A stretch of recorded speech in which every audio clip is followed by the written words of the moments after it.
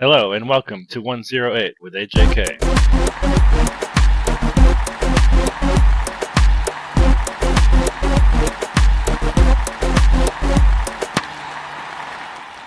We're going to be going through rankings of fantasy baseball players going into 2026, starting with catcher. So, cue the graphics department, and here we go. At catcher, and going into next year, it's a loaded position, which you wouldn't normally think of as being the case for catcher, but Cal Raleigh just hit 60 home runs, and there's a lot of other exciting offensive catchers in the league. So let's get started with number 15, Gabriel Moreno. Now, Gabriel Moreno is someone who had a big prospect pedigree.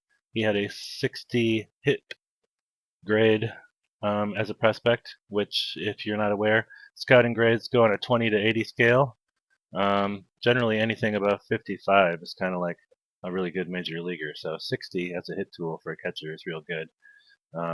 And Gabriel Moreno just had a pretty decent year, although it was cut short by injuries. He hit 285, and I think they like him a lot in Arizona. He's going to get a chance to play. He's got excellent defense as well, which is going to keep him in the lineup. And the injuries he's had have never really been serious ones, so really nothing to be concerned about. He's not going to hurt you in average, and he could potentially have a really good year. So that's Gabriel Moreno, number 15.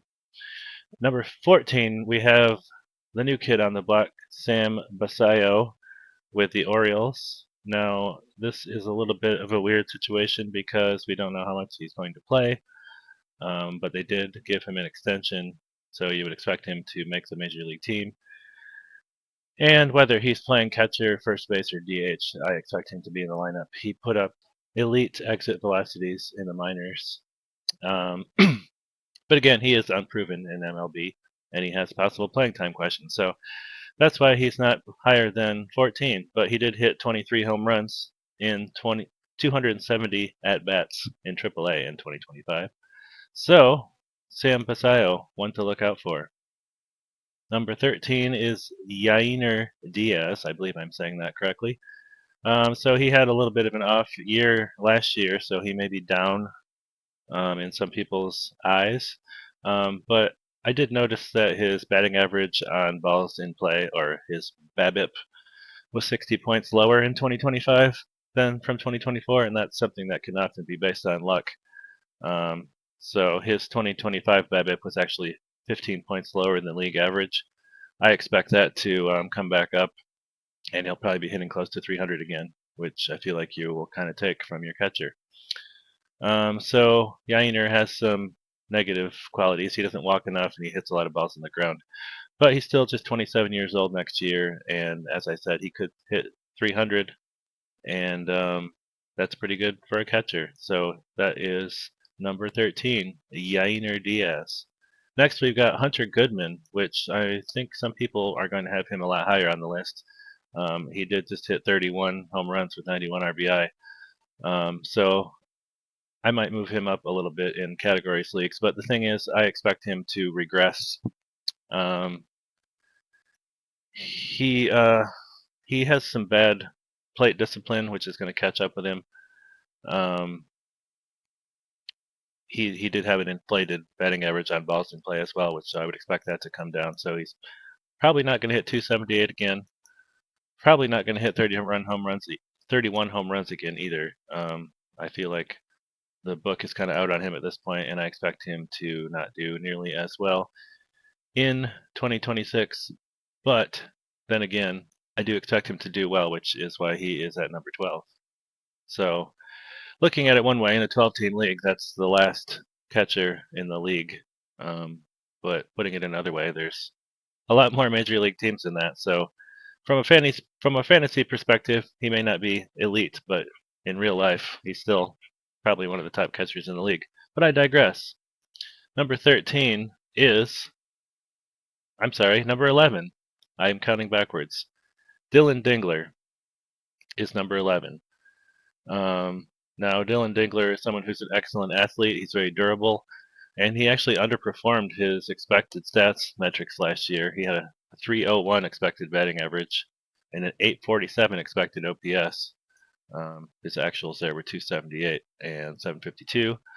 I also noticed that Dillon Dingler is 98th percentile in what's called launch angle sweet spot, which is defined as a batted ball event with a launch angle between 8 and 32 degrees. So that is sort of optimized for home run hitting. Dillon Dingler is 98th percentile in that. Now, he did just hit 13 home runs last year. He plays most of his games at Comerica Park, which will suppress home run totals for right-handed hitters. He's pretty fast for a catcher, but he really doesn't run much, so he's not going to give you much in stolen bases. In fact, he has a grand total of 0 the last 2 years. But I think his batting average and OPS could come up, and he could also hit a lot more doubles and even home runs. So we will see with Dillon Dingler, but right now, according to my model, I've got him at number 11. Number 10 is Agustin Ramirez, an intriguing player with Miami. He runs a lot more than your average catcher. He had, let's see, 21 stolen bases last year between AAA and the majors. He came up and held his own in the majors with 21 home runs in just 537 at bats. Well, I say just, that's a lot. He was up for most of the year. He's still just 24 next year. And so I feel like he's a pretty good bet for 25 plus, 75 plus RBI for the next few seasons. But we'll see. That's Agustin Ramirez. Again, someone who's kind of unproven, but could take a big step forward next year. Number 9 is Alejandro Kirk. Not a whole lot to say here. He hits the ball hard and doesn't strike out, which is a good combination. But his line drive approach does limit his power, similar to his teammate Vlad Jr. And Kirk is also excellent defensively, which will keep him in the lineup. He just had probably his best year, 15 home runs. He hit 282 with a 769 OPS, and he's probably just a nice solid middle of the road option, which is kind of where he comes in here at number 9. Number 8, kind of a weird one, Francisco Alvarez. When I say weird, I mean perhaps weird that he's ranked this high, but this is one where I'm just kind of trusting my model and the data that it's feeding me, and it's telling me that Francisco Alvarez is an excellent hitter. He did hit 25 home runs as a rookie in 2023. He's kind of been held back the last couple of years by fluke injuries. I feel like he broke about 3 different fingers last year, it felt like. He had at least one broken finger, and then he came back and broke it again or something like that. But anyway, he hits the ball very hard.